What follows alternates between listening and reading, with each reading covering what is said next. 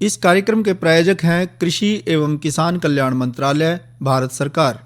हर जोखिम से निकल कर फसल आए, सुरक्षित हो जाए। फसल बीमा से हर किसान अब आत्मनिर्भर हो जाए। संकट के समय प्रधानमंत्री फसल बीमा योजना किसानों के लिए वरदान है। अब सूखा पड़े या बाढ़ आ जाए, कोई डर नहीं। अब ओले पड़े या कीट पतंगे फसल खा जाए, कोई फिक्र नहीं, क्योंकि हमने लिया है प्रधानमंत्री फसल बीमा। बुआई से फसल कटाई तक हर जोखिम का दावा, न्यूनतम प्रीमियम पर अधिकतम भुगतान का वादा। योजना से हर साल जुड़ रहे हैं 5 करोड़ से ज्यादा किसान। अब आपकी है बारी। नजदीकी कृषि कार्यालय, सहकारी समिति, बैंक शाखा, अधिकृत बीमा कंपनी या जन सेवा केंद्र में स्वेच्छा से करा सकते हैं पंजीकरण। फसल बीमा पोर्टल या फसल बीमा ऐप द्वारा भी कराया जा सकता है पंजीकरण। प्रधानमंत्री फसल बीमा योजना, आपकी फसलों का संपूर्ण सुरक्षा कवच। कृषि एवं किसान कल्याण मंत्रालय, भारत सरकार। किसान वाणी कार्यक्रम सुनने वाले सब बाण भाइयों ने धर्मवीर भाई की राम राम। भाइयों, आज के किसान वाणी कार्यक्रम में जो हम जानकारी लेकर के हाजिर हुए हैं, वो जानकारी बहुत ज़रूरी है, बहुत लाजमी है, पशुओं से संबंधित है। और ख़ास तौर से उन छोटे छोटे पशुओं से, जैसे बछड़े बछड़ियाँ हैं, उनसे संबंधित है, भेड़ बकरियों से संबंधित है। एक इस तरह की बीमारी है जिसको कि खूनी दस्त कहते हैं, पेचिस कहते हैं। ये एक प्रकार का आंत्रशोथ का रोग है। इस रोग का मलाशय पे प्रभाव पड़ता है, यानी कि जो गोबर है उनका वो पतला दस्त के रूप में आवेगा और उसमें खून आवेगा, बदबू उसमें पेचिस में आवेगी। समस्या बहुत ज़बरदस्त होती है, क्योंकि जो गोबर के रास्ते खून निकलता है। तो इस रोग में बछड़े बछड़ियाँ ही नहीं, पक्षियों को भी ये रोग हो सकता है, भेड़ बकरियों को भी ये रोग हो जाता है, कुत्ते हैं, बिल्लियाँ हैं, इनको भी ये रोग हो जाता है, और बछड़े बछड़ियों को तो होता ही है। तो इस रोग में मलाशय के साथ साथ अंधनाड़ और वृद्धयंत्र भी प्रभावित होते हैं। ये रोग आमतौर पे 4 महीने से और 2 महीने के जो बछड़े बछड़ियाँ हैं या कटड़े कटड़ियाँ हैं, उनको प्रभावित करता है। लाल पेचिस, खूनी पेचिस, खूनी दस्त और काकसीडिया रुग्णता आदि इस रोग के अनेकों नाम हैं। रोग एक ही है, नाम इसके अनेक हैं। सवाल पैदा होता है, इस रोग का कारण क्या है? तो काकसीडिया नामक एक प्रोटोजोआ होता है। ये प्रोटोजोआ ही इस रोग का प्रमुख कारण है, और इसकी अलग अलग प्रजातियां हैं। जैसे बिल्लियों में अगर ये हो जाए तो इसका जो प्रोटोजोआ का नाम हुआ है इमेरिया फेलिना, और कुत्तों में अगर ये बीमारी हो जाए तो इस प्रोटोजोआ का नाम है फिर इमेरिया कैनिस, और अगर गाय भैंसों में हो जाए तो फिर इसका नाम है इमेरिया जूर्नी। और भेड़ बकरियों में ये जो प्रोटोजोआ है, इसकी प्रजाति काम करती है इमेरिया फाउरेई, और पक्षियों में इमेरिया टेनेला। यानी कि ये जो रोग है, अलग अलग जो ये हमने जिक्र किया, भेड़ बकरियों में, कुत्तों में, गाय भैंसों में, बिल्लियों में, पक्षियों में, ये प्रोटोजोआ की अलग अलग प्रजातियां ये बीमारी लेकर के आती हैं इनके अंदर। और इसका कारण क्या है? कारण है छूत लगा हुआ चारा, पानी और चरागाह। इस रोग के फैलने का कारण बनते हैं। इस रोग की इंक्यूबेशन की जो अवधि है वो 3 से 4 दिनों से लेकर के और 10 से 15 दिन तक की रहती है। अब बात आती है कि भाई इस रोग ने पिछाड़े किस तरह, इस रोग के क्या लक्षण हैं? तो इस रोग के सबसे पहला लक्षण तो यही है कि इसमें अतिसार होगा, पतला दस्त होगा, खूनी पेचिस होगी। ये इस रोग के मुख्य लक्षण हैं, जो कि गाय भैंस के बछड़े बछड़ियों में, कटड़े कटड़ियों में पाए जाते हैं। शुरुआत में खून थोड़ी मात्रा में आवेगा गोबर के जरिए या गोबर के रास्ते, और फिर तेज़ी से ये बढ़ता है। और इसको मतलब जैसे जैसे ये तेज़ी पकड़ता है तो कुत्थन के साथ पखाना भी होता है। तो इस रोग के कारण भूख प्रभावित होती है, स्वास्थ्य में गिरावट आएगी पशु के, और रोगी की म्यूकस मेम्ब्रेन पीली पड़ जाएगी, यानी कि उसकी चमड़ी जो है वो उसकी पीली पड़ जाएगी। इस रोग के कारण पशु में कमजोरी आ जाती है, उसे ज़्यादा प्यास लगने लगती है, पशु दुर्बल होने लगता है, उसको तेज बुखार हो जाता है, तेज बुखार का शिकार भी वो पशु हो जाता है। तो इस रोग के कारण जो है बछड़े आमतौर पर निमोनिया रोग से ग्रसित हो जाते हैं। पर इसमें पशु का पिछला धड़ कमज़ोर हो जाता है, वो खड़े रहने लायक भी नहीं रहता, खड़ा रहने में भी वो कमज़ोरी महसूस करता है, खड़ा नहीं रह पाता। रोग जब बहुत ज़्यादा गंभीर हो जाता है तो उसके पखाने में तरल युक्त रक्त आता है, और चौथे या पाँचवें दिन में तो जो रोगी पशु है उसकी मृत्यु हो जाती है। तो ये बहुत खतरनाक बीमारी है भाइयों। तो इस बीमारी के हमने लक्षणों के बारे में चर्चा की, अब हम चर्चा करेंगे कि इसका निदान क्या है, इसका इलाज क्या है। तो इस रोग का जो निदान है वो लक्षणों के आधार पर किया जा सकता है, सूक्ष्म परीक्षण के आधार पर किया जा सकता है, और तीसरा यह है कि जब वो मान लिया पशु मर ही गया तो उसके शव की जब हम परीक्षण करेंगे तो उसके आधार पर भी हम इसका जो है रोग के बारे में जान सकते हैं कि भाई ये रोग जो था ये किस तरीके से हुआ और क्या इसमें रोकथाम की जा सकती थी। लेकिन हमें चाहिए कि हम लक्षणों के आधार पर रोग की पहचान करके इलाज करें, और सूक्ष्म परीक्षण के आधार पर हम उसकी रोग का इलाज करें, रोग की रोकथाम करें, ताकि पशुधन को बचाया जा सके। तो इसकी रोकथाम चिकित्सा, इसके बारे में भी थोड़ी हम चर्चा जरूर करेंगे। तो इसके लिए सल्फागवानेडिन ये दवाई का नाम है, इसकी गोलियां लो। सल्फाबोलस की टेबलेट 5 ग्राम वाली, और सल्फाडिमिडिन 33 सही 1/3% वाली मुंह के द्वारा और अंतःशिरा इंजेक्शन देने से रोगी पशु को बहुत लाभ होता है, ऐसा देखा गया है। दूसरा इसकी रोकथाम हो सकती है सल्फामेजाथिन टेबलेट 5 मिलीग्राम की एक टेबलेट दिन में 2 बार देने से भी लाभ होता है। तीसरा इसका ये इलाज हो सकता है कि टीज, फ्लोक्स और ग्रामोजिल, ये 2 अलग अलग साल्ट हैं, इनकी 2 गोलियां एक साथ पानी में घोल कर और 6 घंटे के अंतराल पर पशु को देने से लाभ होता है। और ये रोग पशु के शरीर में दर्द और ऐंठन क्योंकि पैदा करता है, तो इसके लिए 1% फटकड़ी का घोल गुदा मार्ग के द्वारा चढ़ाया जाता है, तथा बेरालगन या स्पासमीडोन का इंजेक्शन भी पशु को दिया जाता है। इससे भी काफ़ी फायदा पशु को होता है। हर रोज रोगी जो बछड़े हैं उसको सल्फोप्राइस की 1-2 टेबलेट देनी चाहिए, और चावल के मांड और मट्ठे में चोंगा मिला के दिन में 2 से 3 बार पशु को देने से भी पशु को फ़ायदा पहुंचता है।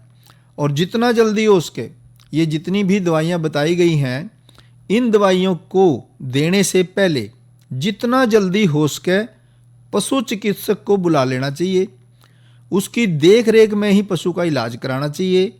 हमने खुद इसका इलाज जो है नहीं करना चाहिए।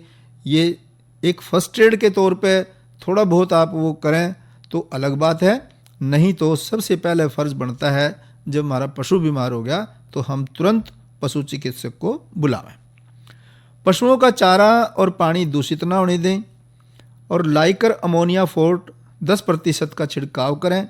दूषित वस्तुओं को साफ करने के लिए 2% कार्बोलिक घोल का प्रयोग करें। रोगी पशु को उपचार पूरा होने तक स्वस्थ पशुओं से बिल्कुल अलग कर दें, और रोगी पशु को पौष्टिक और जल्दी पचने वाला आहार देना चाहिए, और संक्रमित मल का निकास ध्यानपूर्वक प्रतिबंधित करें कि जहां संक्रमित उसका मल होगा, क्योंकि ये रोग संक्रमण का है, संक्रमित उसका जो पेशाब है या उसका जो मल है, अगर हम उसका खुला छोड़ देंगे तो वो दूसरे स्वस्थ पशुओं के तक भी पहुंच सकती है बीमारी। तो ऐसे में कोशिश ये करनी है कि हमने अपने स्वस्थ पशुओं को भी बचाना है, और जो ये रोगी पशु हो गया उसका भी हमने बड़ी सावधानी से इलाज करना है। कोरोना वायरस के खतरे से बचते हुए फसल की कटाई, बिक्री, खरीद, नई फसल की जुताई और बुआई सुरक्षित हो सकती है अगर हम लगातार हाथों को साबुन और साफ पानी से नियमित अंतराल पर धोते रहें। नाक, मुंह को मास्क, गमछे या कपड़े से ढक कर रखें। आंख, कान, नाक, मुंह न छुएं। आपस में 2 गज की दूरी बनाए रखें। मास्क और 2 गज की दूरी के मंत्र को अभी हमें छोड़ना नहीं है। फसलों की बुवाई एवं कटाई करते समय आपस में कम से कम 2 गज की दूरी बनाए रखें। फसल की कटाई करने के बाद छोटे छोटे ढेरों में इकट्ठा करें। कृषि के औजारों की समय समय पर सफाई करें। एक दूसरे के साथ औजारों की अदला बदली न करें। श्रमिकों के शौचालयों और हाथ धोने की जगह की ठीक से सफाई जरूरी है। बुआई, कटाई एवं मड़ाई के दौरान इस बात का ध्यान रखें कि इन स्थानों के आसपास कोई थूके नहीं। कंबाइन, हार्वेस्टर, थ्रेशर, जुताई और बुआई की मशीनों को इस्तेमाल से पहले साफ करें। मशीनों के इस्तेमाल से पहले और इस्तेमाल के बाद हाथ साबुन से साफ करें। वाहनों, बोरियों, थैलियों और पैकिंग के दूसरे सामान की साफ सफाई पर भी खास ध्यान दें। खरीद केंद्र पर आने से पहले किसानों एवं श्रमिकों की जांच। खरीद केंद्रों पर भीड़ न लगाएं एवं किसानों को बारी बारी से बुलाएं। गोदामों पर खरीदी हुई फसल को लेने में शीघ्रता करें ताकि किसानों एवं श्रमिकों को रुकना ना पड़े। कोरोना के खतरे से बचाव और अधिक जानकारी के लिए आरोग्य सेतु ऐप डाउनलोड करें। देश में खाद्य सुरक्षा के ये सिपाही भोजन की निरंतर उपलब्धता को सुनिश्चित करते हैं। किसान स्वस्थ रहें तभी हम कोरोना वायरस से जीत पाएंगे, आगे बढ़ पाएंगे। किसान सबल, देश प्रबल। भाइयों, कल के मौसम के बारे में और आज के मौसम के बारे में हम आपको बता दें कि आज जो अधिकतम तापमान 33 डिग्री सेल्सियस रिकॉर्ड हुआ और कल के तापमान के बारे में अनुमान है कि कल अधिकतम तापमान 30 डिग्री सेल्सियस रहेगा तो न्यूनतम तापमान 11 डिग्री सेल्सियस रहने की संभावना है। कल के किसान वाणी कार्यक्रम में जो विषय लेकर के हम हाजिर होंगे वो विषय हैं फूलों की रोगों से रक्षा। जिन भाइयों ने फूलों को पालने का काम कर रखा है, फूलों की खेती करते हैं, उनके लिए ये जानकारी लाभदायक होगी। दूसरी हम चर्चा करेंगे आज की नसीहत शीर्षक के तहत मिट्टी परीक्षण का कृषि में महत्व। ये जानकारी भी बहुत महत्व की है क्योंकि मिट्टी के परीक्षण के साथ ही हमें ये पता चल जाता है कि हमारी मिट्टी की सेहत कैसी है। और भाइयों, अब सुनेंगे एक रागनी जिसको आवाज़ दे रहे हैं राजवीर। आइए सुनते हैं।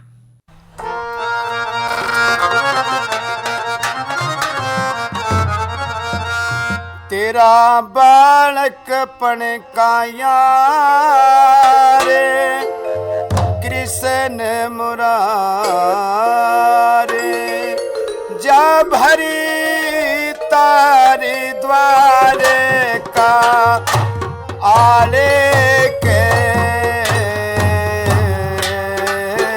जी, तेरा बालकपन का यार कृष्ण मुरारे।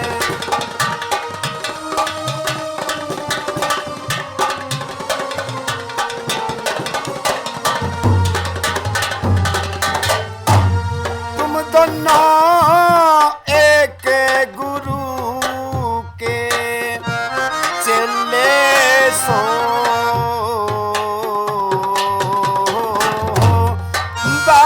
बालकीपन में धोरे खेले सो,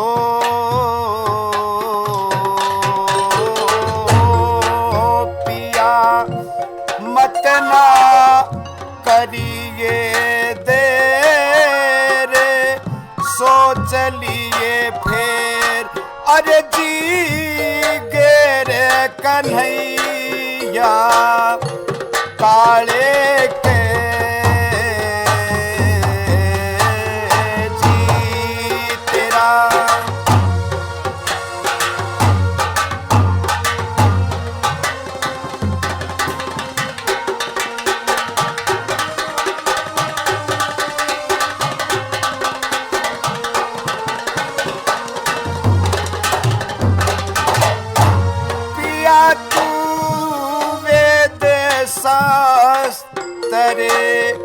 पडरिया से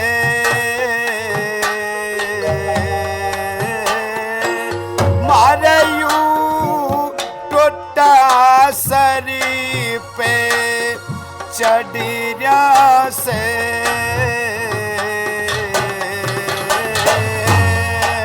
कह दिए दे दे दो मणि नाजी करी के लिहाज सर पे ताजी उमरी के बाले के जी तेरा बालक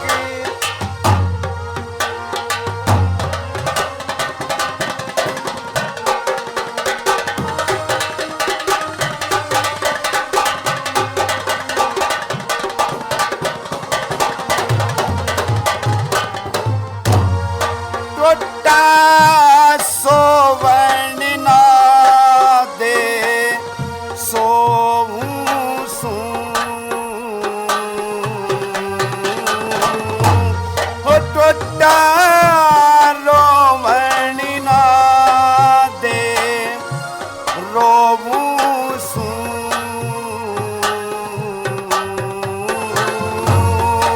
कह दिए मैं ब्राह्मण तू ही रे बेपी मार दे तीरी करमी के ताले के जी तेरा बालक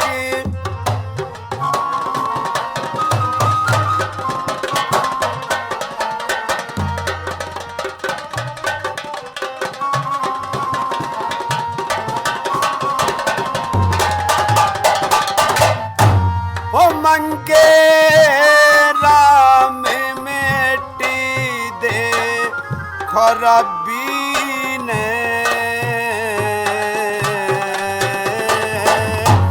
दिखे मैं भेजा सू तेरी भाभी ने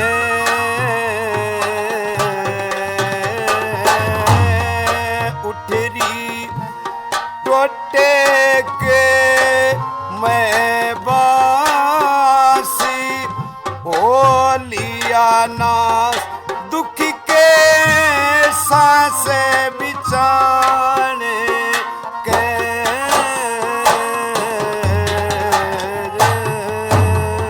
जी तेरा बालकी पने का यार कृष्ण मुरार जा भरी तारे तुम्हारी का आले के तेरा बालकपण का यार कृष्ण मुरार जा बरतार कृष्ण काले के। जब मुसीबत पड़ती है तो एक दोस्ती का नियम है कि दोस्त ही दोस्त के काम आता है, बशर्ते के सच्चा दोस्त हो।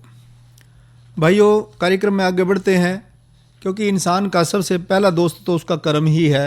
हमने कर्म करना है और कर्म करने के बाद अपने आप ही जो चाहिए है वो इंसान के सामने आकर के खड़ा हो जाता है। तो सही मौका है कि जिन भाइयों ने प्याज की फसल लेने का विचार है तो प्याज की पनीरी बोने का सही वक्त चल रहा है। प्याज रबी की मुख्य फसल है। इसकी खेती जो है वो हरियाणा के लगभग सभी भागों में करी जा सकती है और इसकी अच्छी उपज प्राप्त करने के लिए कुछ बातों को ध्यान में रखना भी बड़ा ज़रूरी है। तो सबसे पहले तो किस्म की बात आती है कि भी किस्म का चुनाव ठीक होना चाहिए। रबी मौसम के लिए हिसार 2 पूसा रेड नामक जो किस्म है उसकी सिफारिश शुदा किस्में हैं।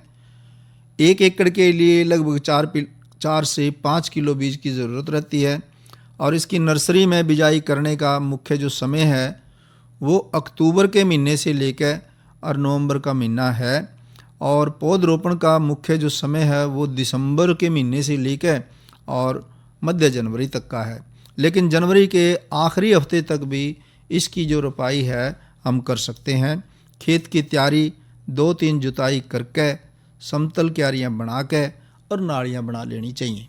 भाइयों, बात आती है कि पौध तैयार करने की, तो पौध सुरक्षा और अन्य कृषि क्रियाओं की सुविधाओं को ध्यान में रखते हुए पौध की बिजाई कतारों में 4 से 5 सेंटीमीटर के फासले पर करनी चाहिए और क्यारियों की चौड़ाई जो है वो 60 सेंटीमीटर से लेकर 100 सेंटीमीटर की रखनी चाहिए, या अपनी सुविधा के अनुसार हम लंबाई रख सकते हैं। 1 एकड़ के लिए 32 से 40 क्यारियां बना लेनी चाहिए। आर्द्र गलन से पौध को बचाने के लिए बिजाई से पहले बीज का उपचार थायरम दवाई से 2-3 ग्राम दवाई और प्रति किलोग्राम बीज, यानी 1 किलो बीज को 2 से 3 ग्राम दवाई से उपचारित कर लेना चाहिए। नर्सरी की भूमि का भी उपचार इसी दवाई से करना चाहिए, यानी 4-5 ग्राम दवाई और 1 वर्ग मीटर क्षेत्र। इस दर से हम जो है खेत की मिट्टी का भी उपचार कर लें और बिजाई के बाद बीज को गली सड़ी और छनी हुई बारीक गोबर और कंपोस्ट की खाद से ढक देना चाहिए। इसके बाद फुहारे से हल्की सिंचाई हर रोज़ करनी चाहिए जब तक के बीज अंकुरित ना हो जाए। तो पौध पूरी तरीके से अंकुरित होने पर फिर समय समय पर नालियों द्वारा खुला पानी देते हैं और पौध उगने के बाद आर्द्र गलन से पौध को गलने से बचाने के लिए थायरम का 2 ग्राम दवाई प्रति लीटर पानी में घोल बना करके फुहारे से 15 दिन के अंतर पर पौध के ऊपर छिड़काव करना चाहिए। पौध बिजाई के 6 से 8 हफ्ते के बाद रोपाई के लिए फिर ये तैयार हो जाएगी और अधिक दिनों के बाद रोपाई करने पर पौध जल्दी से फिर जड़ नहीं पकड़ पाती, तो उनमें फूल और फिर डंठल ज़्यादा निकलते हैं। तो इसलिए 6 से 8 हफ्ते की ही नर्सरी जो है वो काफ़ी रहती है, ठीक रहती है। इससे ज़्यादा उम्र की नर्सरी को फिर बोने में दिक्कत आती है।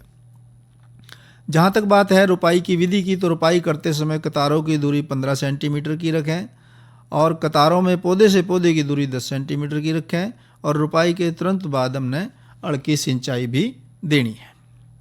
जहाँ तक बात है खादों की, उर्वरकों की, वैसे तो साइंसदान तो यही कहते हैं कि मिट्टी का परीक्षण करा के और फिर ही हमने खादों का इस्तेमाल करना चाहिए ताकि सही खाद की मात्रा खेत में जा सके। ज़रूरत से ज़्यादा खाद देना भी कोई फ़ायदे का सौदा नहीं है। लेकिन एक आम प्रणाली के अनुसार लगभग 20 टन गोबर या कंपोस्ट की खाद प्रति एकड़ के हिसाब से खेत में जुताई के समय डाल दें और नाइट्रोजन जो है वो 25 किलोग्राम, यानी नाइट्रोजन जो आपने देनी है उसकी आधी मात्रा यानी 25 kilogram, phosphorus 20 kilo, potash 10 kilo प्रति एकड़ रोपाई के समय दे के और मिट्टी में अच्छी तरीके से मिला दें और नाइट्रोजन की जो बाकी की जो आधी मात्रा बच गई वो 2 बार में 30 दिन के अंतर पे और उसको छिड़काव कर दें, उसका छिड़काव करके दें। बात आती है सिंचाई की, तो पौधों की बढ़वार के समय पहले 2 महीने तक सिंचाई का अंतर ज़्यादा रखना चाहिए। जिस समय गांठें बढ़ रही हों उस समय सिंचाई जल्दी करें। अधिक पानी देने से पत्तियों का रंग पीला हो जाता है। यदि ज़मीन अधिक रेतली है तो उसमें सिंचाई दोमट की बजाय ज़्यादा करनी पड़ती है। तो रबी की फसल में कुल 10-15 सिंचाई की ज़रूरत पड़ेगी। प्याज में उथली जड़ें होती हैं, इसलिए अनियमित सिंचाई करने से कंद के 2 फाड़ होने की संभावना बढ़ जाती है। तो ज़्यादा पानी भरने से गर्दन मोटी बनेगी। फसल को ढंग से पकाने के लिए लगभग 15 दिन पहले सिंचाई बंद कर देनी चाहिए। ऐसा इसलिए भी ज़रूरी है ताकि जो भंडारण के समय फिर ना दिक्कत ना आवे। निराई गुड़ाई और रासायनिक खरपतवार नियंत्रण दोनों साथ साथ ज़्यादा फायदेमंद रहते हैं। फ्लूक्लोरीन 400 ग्राम प्रति एकड़ की दर से 880 किलोलीटर वसालीन 45% का रोपाई के समय छिड़काव करके मिट्टी में मिलाते हैं, या मेथावेंस थाइजुरन 280 से 400 ग्राम प्रति एकड़ की दर से डालनी चाहिए। 400 से 560 ग्राम ट्रोबेनिल 70% डाली जा सकती है, या पेंडामेथिलीन 400 से 500 ग्राम प्रति एकड़ के हिसाब से डाल सकते हैं। स्टाम्प दवाई लेवें तो 1200 से 1600 मिलीलीटर का छिड़काव रोपाई के 10 से 15 दिन के बाद जब पौधे व्यवस्थित हो जाएं उस समय करना चाहिए, और खरपतवार भी उस समय निकलने शुरू हो जाते हैं, उस समय इनका छिड़काव करना फ़ायदेमंद रहता है। मतलब ये जो दवाइयाँ बताई गई हैं उन्हें सारी दवाइयाँ नहीं लेनी, उनमें से कोई एक दवाई का हमने चुनाव करना है। इन दवाई का घोल 1 एकड़ फसल से छिड़काव करने के लिए 250 लीटर पानी चाहिए। 250 लीटर पानी में हमने इसका घोल बनाना पड़ेगा। यदि 50 से 60 दिन के बाद खरपतवार फिर भी निकलते हैं तो फिर एक निड़ाई गुड़ाई करना काफ़ी फ़ायदेमंद रहता है। हरी प्याज के लिए 60 से 90 दिन के बाद खुदाई करते हैं और पकी प्याज के लिए 125 से 150 दिन के बाद खुदाई करते हैं। गर्दन का नरम होना, पत्तियों का नीचे की तरफ मुड़ना, मुरझाना, बदरंग होना फसल के पकने के लक्षण माने जाते हैं। तो जब भाई ऐसा महसूस करें तो समझ लें कि भैया फसल पक चुकी है और उसको उखाड़ना चाहिए। तो कंदों की भंडारण क्षमता बढ़ाने के लिए हमें चाहिए कि हम जैसे कि बताया कि भाई पहले ही हमने जो ना लगभग 10 दिन पहले हमने पानी सिंचाई रोक देना चाहिए। जहाँ तक बात है दवाई की, तो मौलिक हाइड्राजाइड नामक रसायन का छिड़काव 1500 से 2000 ppm यानी 300 से 400 ग्राम प्रति एकड़ की दर से 200 लीटर पानी में घोल बना के खुदाई के 15 से 20 दिन पहले जब 50% पत्तियां हरी हों उस वक्त हमने इसका छिड़काव करना चाहिए। और खुदाई करने के बाद 5 जो प्याज है इसको 4 से 6 दिन तक छां में सुखा के फिर पत्तों को गर्दन से 2 से 2.5 सेंटीमीटर ऊपर से अलग करना चाहिए ताकि ये जो प्याज है ये गले ना और अच्छा स्वस्थ प्याज पैदा हो और हमें अच्छे ही रेट मिले। अरे अरे अरे अरे, क्या कर रहा है? इधर इधर इधर हम बोल रहे हैं तेरे बीजू का। उतला बोल रहा है? हाँ, पक्षियों से तो हम खेत को बचा लेते हैं पर इन घातक रसायनों से कैसे बचाएं? मतलब? देख बेटा, तू जो ये अंधाधुंध रसायन मिलाता है ना, मिट्टी की सेहत बिगड़ने लगी है और जब माटी ही कमजोर पड़ जाएगी तो उपज कैसे सेहतमंद होगी? अरे पहले ऐसा नहीं था, पूछना अपने बड़े बुजुर्गों से कैसे फसल लहलहाती थी, शुद्धता झलकती थी। हाँ, माटी भी तंदुरुस्त और लोग भी। अरे अब पहली वाली बात कहाँ? पर अब तो सब यही डाले हैं। सब नहीं, आज भी लाखों जागरूक किसान परंपरागत विधि से फसल उगा रहे हैं। खर्चा कम और उपज की कीमत भी बेहतर पा रहे हैं। सच है? रे बेटे, एक्सपीरियंस से बता रहे हैं, धूप में बाल सफेद नहीं किए हैं। हाँ। ठीक है भाई, मैं भी आज से जैविक खेती शुरू करूंगा। माटी से प्रेम की परंपरा है, परंपरागत खेती। इसी के साथ ही किसान वाणी कार्यक्रम समाप्त हुआ। धर्मवीर भाई ने इजाजत दो। अच्छा भाइयों, राम राम। किसान वाणी कार्यक्रम के प्रायोजक थे कृषि एवं किसान कल्याण मंत्रालय, भारत सरकार।